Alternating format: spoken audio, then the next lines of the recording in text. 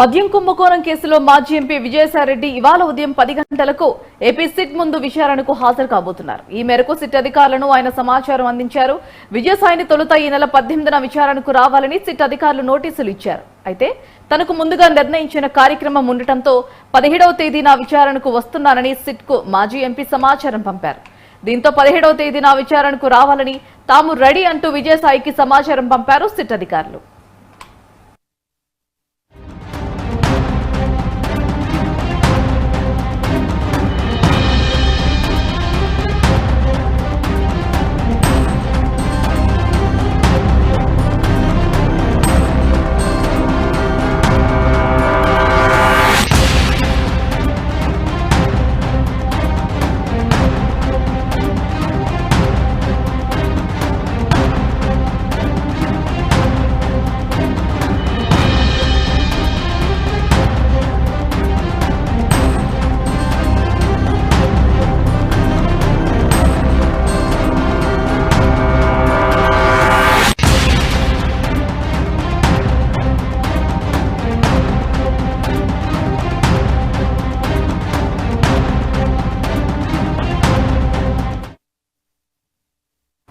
మద్యం కుంభకోణం కేసులో ఏపీ సిట్ అధికారులు వేగం పెంచారు. ఈ కేసులో విచారణకు రావాల్సిందిగా మంగళవారం రోజున విజయసాయికి సిట్ నోటీసులు ఇచ్చింది.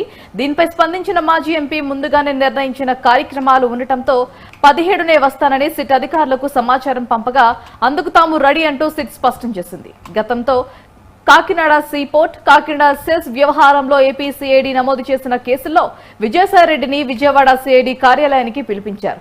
మరి ఈ సమయంలో మద్యం కుంభకోణానికి సంబంధించి మీడియా ప్రతినిధులు ప్రశ్నించగా మద్యం కుంభకోణంలో కర్త, కర్మ, క్రియ రాజ్ కసిరెడ్డి అని ఈ విషయాన్ని దర్యాప్తు అధికారులకు కూడా చెబుతున్నారని తెలిపారు. ఈ నేపథ్యంలోనే విజయసాయిరెడ్డి వద్ద ఉన్న సమాచారాన్ని సేకరించేందుకు మాజీ ఎంపీకి ఏపీ సిట్ బృందం నోటీసులు పంపించింది.